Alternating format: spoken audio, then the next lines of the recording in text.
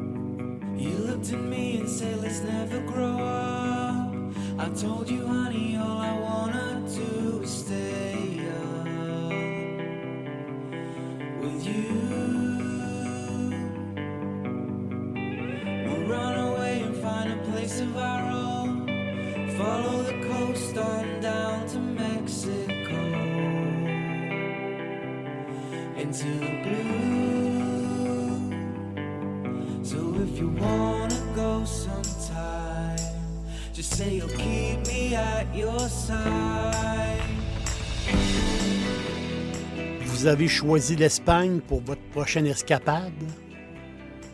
Vous avez choisi l'Espagne peut-être par hasard. Une chose est sûre, c'est que vous allez adorer votre voyage. L'Espagne est un pays fascinant, un pays millénaire. Et il y a tellement de choses à voir, il y a tellement de choses à manger et il y a tellement de choses à boire. L'Espagne est divisée en 17 régions. On les appelle les communautés autonomes. D'un point de vue politique, c'est des régions qui ont un statut indépendant de gouvernance. Ces régions-là représentent des entités historiques. Un Catalan n'est pas un Galicien. Un Aragonais n'est pas un Valencien. Plus on passe de temps en Espagne, plus qu'on se rend compte que le régionalisme, c'est très, très fort dans ce pays-là. Peut-être un des pays dans le monde où ce que les régions, l'identité des personnes qui habitent leur région, c'est extrêmement fort. Vraiment, ils ont ça en dedans d'eux autres. Les Asturies ou les Basques, les autres sont reliés à l'Atlantique. Les Castellanos, les autres, ils habitent les grandes plaines de la Mancha. J'ai un beau-frère andalou. Et je peux vous dire que j'ai vite compris toutes les subtilités des régions espagnoles. Et c'est tout à fait fascinant. Pour eux, c'est le quotidien, mais pour nous qui visitons le pays, au début, on ne s'en rend pas trop compte, mais plus qu'on passe de temps, plus qu'on se rend compte que ces régions-là autonomes ont des identités très, très fortes. Je remercie beaucoup Juan Antonio qui m'a guidé durant plein d'années. La majorité des touristes qui visitent l'Andalousie, parce que Juan Antonio, c'est un Andalou, la majorité des touristes qui visitent l'Andalousie arrivent à l'aéroport de Malaga. Depuis une vingtaine d'années, les vols internationaux se multiplient à Malaga. Anciennement, pour avoir accès au grand sud de l'Espagne, le grand sud, l'Andalousie, pour avoir accès à l'Andalousie, il fallait passer par Madrid, il fallait passer par Barcelone quand on arrivait de loin. Mais aujourd'hui, Malaga accueille des vols de partout dans le monde. Donc là, c'est pratique parce qu'on arrive en Andalousie. C'est de l'Andalousie que je veux vous parler aujourd'hui, et particulièrement d'une ville que j'adore. L'Andalousie, c'est un mélange de paysages semi-désertiques et de parcs naturels. Toutes les villes andalouses ont joué un rôle important dans l'histoire et leur architecture en témoigne. J'ai réalisé un jour que l'Andalousie, je l'ai réalisé après plusieurs séjours, je me suis dit, l'Andalousie, c'est le plus beau coin du monde. Vraiment. On a un accès à la Méditerranée via les stations balnéaires et aussi cet arrière-pays unique, extraordinaire, les petits villages blancs et ces villes d'une beauté inimaginable. Et avec tout ça, la plus belle température de l'Espagne, un ciel azuré, 320 jours par année, et ça, c'est un minimum. L'Andalousie, c'est le fameux triangle d'or. Le triangle d'or, c'est 3 villes situées d'une façon telle qu'on peut les relier, justement, comme un triangle. On a Grenade, qui est à l'est, Granada. Séville, qui est à l'ouest, Séville. Hein? Et enfin, Cordoba, au nord. En français, on prononce Cordoue. Moi, j'aime pas ça dire Cordoue. C'est Cordoba. Et on met l'accent sur le premier O. Cordoba. L'accent est là, sur le premier O. Cordoba, c'est l'Andalouse secrète. Séville, c'est la capitale d'Andalousie. C'est la grande ville. Séville, c'est immense.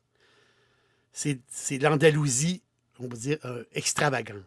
Grenade, ben c'est l'Andalousie gitane, un peu mystérieuse. C'est très gitan, Grenade. Mais je dis l'Andalousie secrète parce que c'est un paradis. Cordoba, c'est tout à fait fantastique. Imaginez, c'est une place pour aller flâner. À Cordoba, on prend le temps de vivre, on va là flâner, on va là marcher. La ville est facile à marcher. Il n'y a pas de côte. La ville est vraiment, vraiment plaisante. Imaginez, on marche, on va flâner dans des jardins d'orangers. On va flâner là. On se met un petit peu à l'ombre. On l'arrête de prendre une petite bière quelque part. Il y a une ambiance fantastique, extraordinaire à Cordoba. Les visiteurs peuvent retracer l'histoire de Cordoba parce que c'est les ruines dans la ville. Les Romains ont bâti en partie la ville. Avec une architecture plus tard, avec la présence des morts, avec la présence des Arabes, qui ont laissé... Ils ont été là pendant presque 700 ans. Donc, cette base-là romaine, puis la présence musulmane, ben c'est ça qui a formé la ville de Cordoba, qui était la capitale des califes au 10e siècle. Cordoba, c'était une ville très, très connue au 10e siècle. On parle qu'il y avait 100 000 habitants à l'époque. C'était une des villes les plus puissantes d'Europe. Il rivalisait justement avec des villes de l'islam comme Damas ou Bagdad. La grande Cordoba du 10e siècle. Mais avec la reconquête des catholiques, Cordoba, la ville aux 300 mosquées, bien, Cordoba s'est rattaché au royaume de Castille. Aujourd'hui encore, bien, Cordoba, c'est drôle parce que on sent cette présence-là arabe tout le temps. Mais Cordoba, c'est pour les Espagnols, c'est un peu comme le symbole de la chrétienté. Classée au patrimoine mondial de l'UNESCO, la fameuse mosquée cathédrale est vraiment unique, là. Imaginez une forêt de 850 colonnes de l'ancienne mosquée, la Mesquita. La fameuse Mesquita, c'est de toute beauté. C'est incroyable. C'est fou, là. Vous visitez la Mesquita, c'est impressionnant. Et rattaché à la Mesquita, bien, cette église, justement, cette église, pour quelques euros, une dizaine d'euros, on fait une visite vraiment intéressante. J'adore cuisiner et c'est toujours facile avec Firebarn. Les sauces barbecue, les épices, les condiments, comme la meilleure moutarde baseball. Et j'ajoute toute la gamme des sauces piquantes. Tous les jours, c'est parfait en supermarché ou sur firebarns.com. Le château voisin, justement, de la Mesquita. Bien, le château voisin, c'est l'Alcázar. L'Alcázar de los Reyes Cristianos, qui possède des tours et offre une vue tout à fait fantastique sur la ville. Vous allez adorer votre visite à l'Alcázar de los Reyes Cristianos. L'Alcázar, c'était la résidence des rois espagnols, les rois catholiques. Donc, il y a une statue justement dans le jardin qui commémore la rencontre entre Christophe Colomb et la reine Isabelle la catholique, qui, Christophe Colomb, on le sait, qui a essayé de convaincre Isabelle, il a réussi à financer son voyage pour l'Amérique. Et là, justement, à la tombée de la nuit, on se trouve sur une terrasse pour voir s'illuminer les lumières qui mettent en valeur l'Alcázar et les autres bâtiments historiques. Il y a une ambiance tout à fait magique. On dirait qu'on est au ciel à un moment donné. C'est un endroit superbe. Justement, le lendemain, on prend une marche. On prend une marche dans cette belle ville de Cordoba.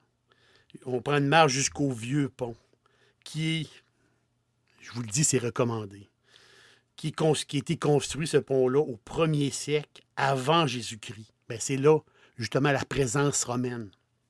Ce pont-là, qui a été le seul lien, parce que là-bas, à Cordoba, il y a la rivière qui passe, le Guadalquivir. D'autres ils appellent ça un fleuve, nous, on appelle ça une rivière. Mais le Guadalquivir, qui était un fleuve navigable à une certaine époque, mais ce pont-là, pendant 20 siècles, était le seul lien entre les deux rives. Un superbe pont romain assez spectaculaire. Une visite guidée, ça peut être intéressant à Cordoba. On fait beaucoup de choses par nous-mêmes. Mais je vous recommande une visite guidée qui vaut la peine. Ça vaut la peine de payer. C'est le tour des patios andalous. Oh boy! Il n'y a rien de plus typique que ça.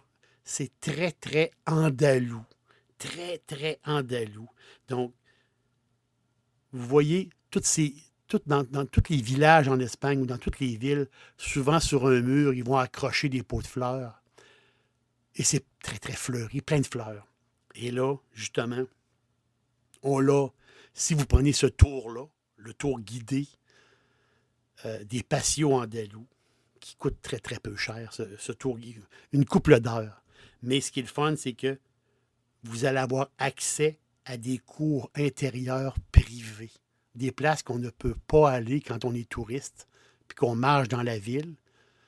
Bien là, on a accès justement à ces cours intérieurs-là. C'est d'une beauté. C'est fou.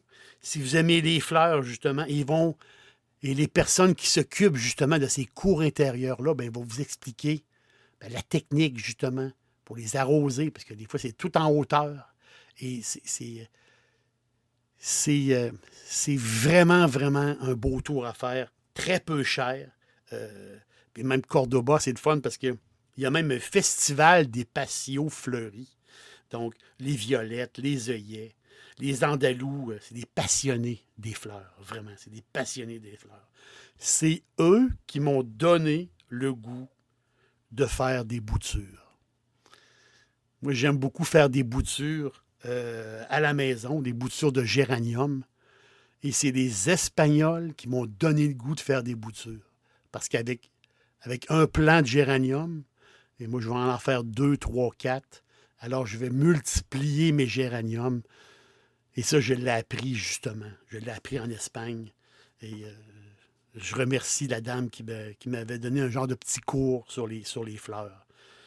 Eux autres, ils aiment ça multiplier, justement. Multiplier les fleurs. Les fleurs.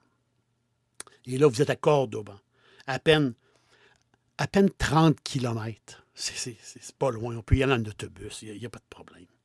À peine 30 kilomètres, direction ouest, il y a le superbe château Almodovar.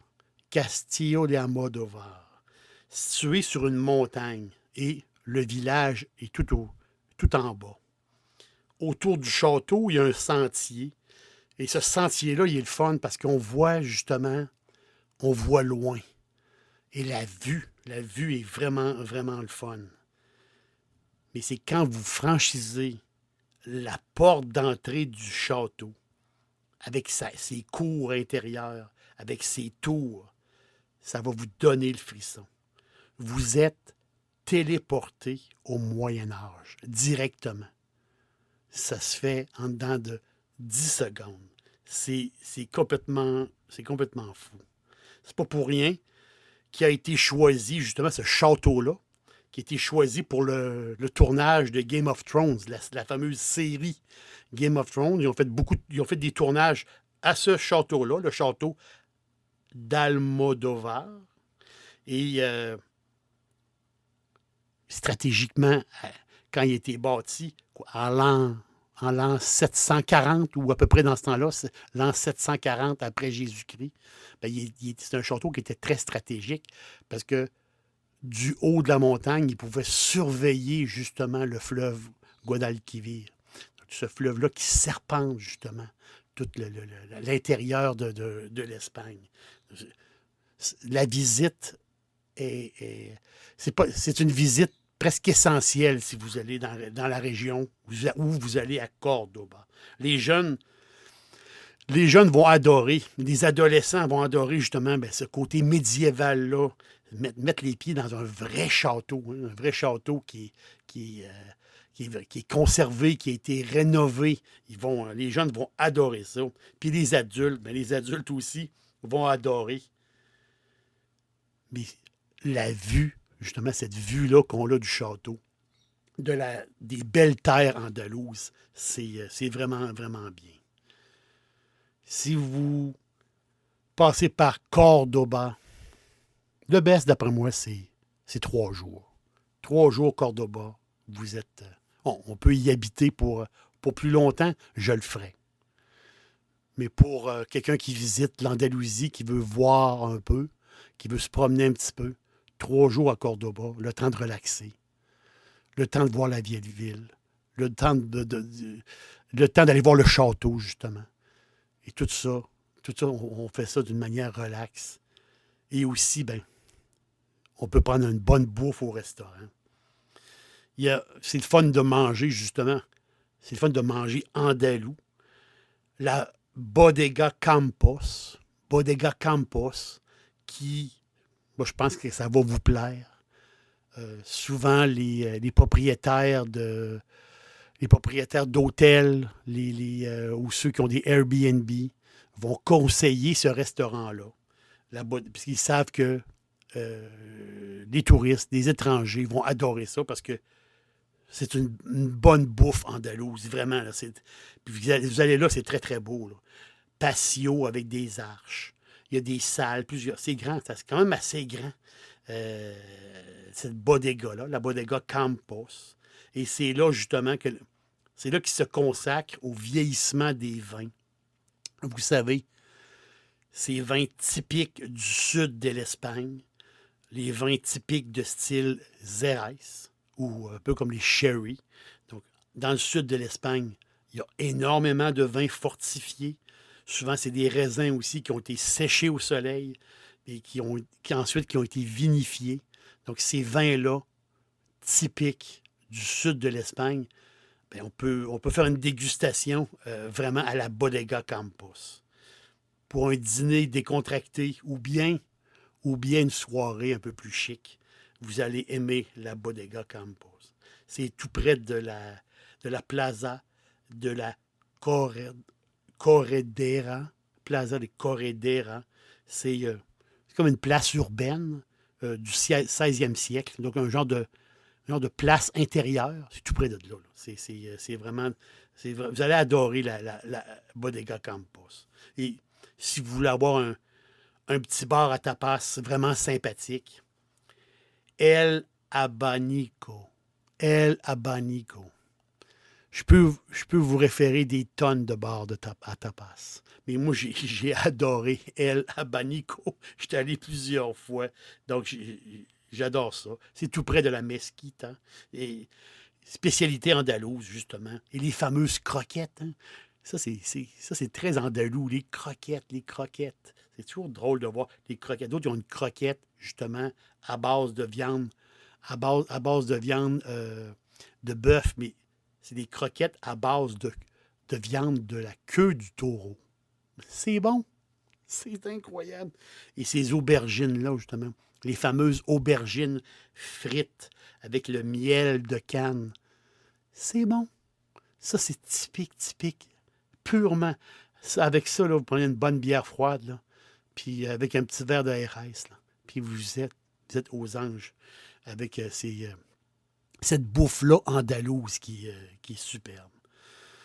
Cordoba veut dire aussi, mais c'était le grand classique. Cordoba veut dire le flamenco. Moi, j'adore le flamenco. J'aime ça aller voir des spectacles de flamenco. J'aime l'ambiance du flamenco. Et à la mi-juin de chaque année, il l'appelle la nuit blanche du flamenco. La nuit blanche de Cordoba. Donc, c'est un événement artistique qui est dédié au flamenco. Ça commence, c'est une nuit, la fameuse nuit blanche. Ça commence vers 9-10 heures le soir et on file jusqu'à 5-6 heures le matin. Il y a une dizaine de lieux dans la ville où ce qu'on peut voir, c'est comme un non-stop, des spectacles de flamenco gratuits qu'on peut voir à travers la ville. Et c'est vraiment, vraiment le fun. Mais il y a une ambiance. Hein? Il y a une ambiance incroyable. Et là, vous entendez justement dans ces vieux murs-là, dans les vieux murs de Cordoba, vous entendez des échos de tous ces spectacles de flamenco. On se croirait dans un univers tout à fait différent. On s'imprègne justement de la musique, puis des vieux murs, puis du passé de la ville de Cordoba. Le lendemain, il faut partir. C'est notre départ. On s'en va. Il faut partir de Cordoba. Il faut aller ailleurs. C'est comme ça quand on voyage. Il faut laisser une place. Mais vous allez vous dire que cette belle Andalouse-là, la belle Andalouse secrète, c'est comme ça que moi je l'appelle, l'Andalouse secrète, mais c'est sûr que Cordoba, l'Andalouse secrète, à jamais elle va rester en vie. Je pourrais dire un mot que les Espagnols disent souvent, olé, et olé, Cordoba.